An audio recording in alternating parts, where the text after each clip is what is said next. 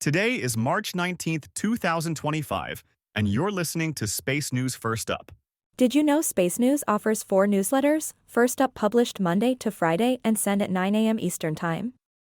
Military Space is sent out Tuesday, Space Next AI on Thursday, and on Friday we send out a curated newsletter of the week's top stories in our Space News This Week newsletter. Visit spacenews.com to sign up. Here are today's top headlines in space. A Crew Dragon returned 4 people from the International Space Station Tuesday, including 2 who were on the station far longer than originally planned. A Space Force general says the service may abandon traditional procurement models in favor of commercially available solutions and allied technologies. The U.S. government has restored Ukrainian access to commercial satellite imagery. A European consortium has secured government funds to test an inflatable drag sail in space that could help deorbit satellites.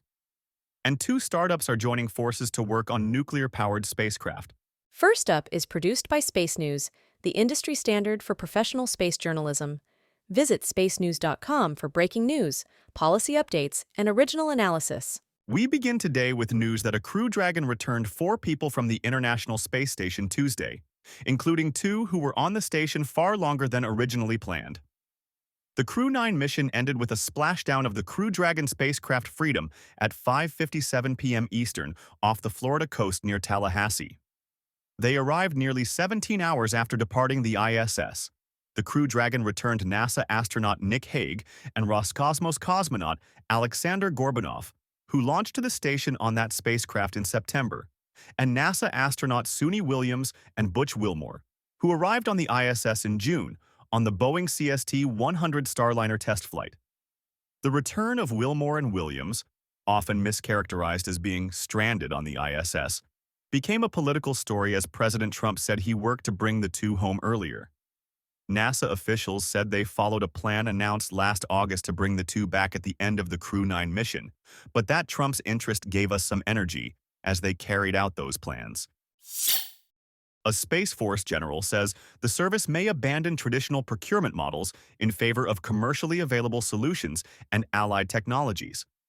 Vice Chief of Space Operations General Michael Getline said at a conference Tuesday that the Space Force is considering offloading some of our legacy capabilities to companies or allies to save money.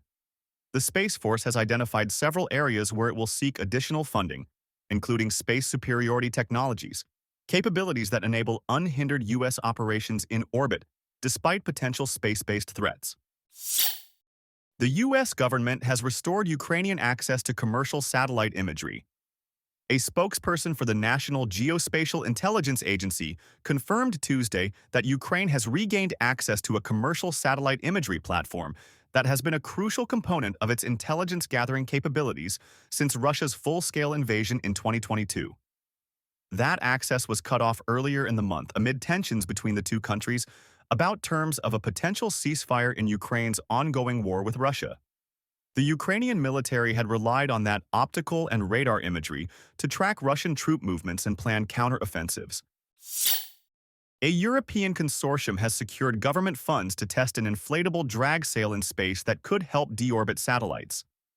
2-year-old Portuguese startup Spaço is leading the consortium, which announced a €3 million, $3.3 million contract from ESA Tuesday for the demonstration in low Earth orbit.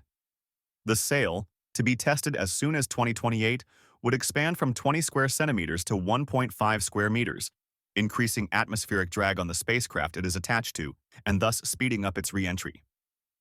The sail will be tested with a 12U CubeSat, but could be used on spacecraft as large as 200 kilograms. 2 startups are joining forces to work on nuclear-powered spacecraft.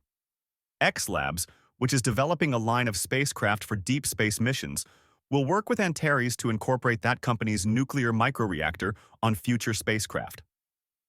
X Labs plans to send a spacecraft equipped with an Antares nuclear microreactor to geostationary orbit in late 2028 or 2029. The companies argue that nuclear power is essential for extended long-duration missions, providing power for larger payloads and missions where solar power is less effective. In other news, Spaceflight Now reports that SpaceX launched a batch of Starlink satellites Tuesday afternoon. A Falcon 9 lifted off from Cape Canaveral at 3:57 p.m. Eastern and placed 23 Starlink satellites into orbit. SpaceX now has more than 7,100 Starlink satellites in orbit. Samara Aerospace has raised funding for spaceflight testing of its satellite pointing technology. The startup has raised a pre-seed round of undisclosed size from several investors. The funding will go toward testing of a technology called multifunctional structures for attitude control that can provide attitude control for a flat satellite concept called Hummingbird. The initial flight test of the technology will be as a hosted payload on a SpaceX transporter rideshare mission in October. Indian edge computing startup SkyServe is working with JPL to test artificial intelligence models in space. SkyServe completed testing of the models this month on an edge computing system installed on a D-orbit ion transfer vehicle in orbit.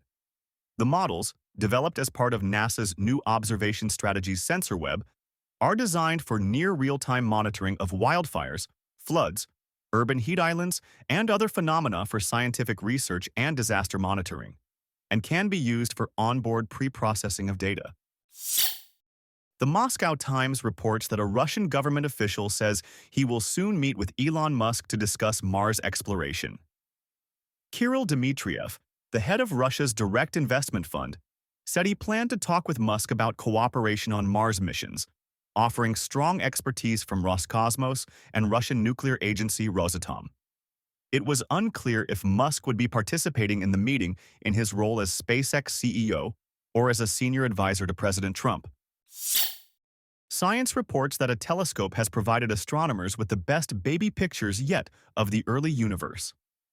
Astronomers released data from the Atacama Cosmology Telescope, a radio telescope in Chile that has mapped the cosmic microwave background created shortly after the Big Bang. The data shows how gases moved in the early universe, and astronomers said the results fit well with standard models of cosmology. The data release is the last from the telescope, which is being replaced by the more powerful Simons Observatory that will start observations in the coming months.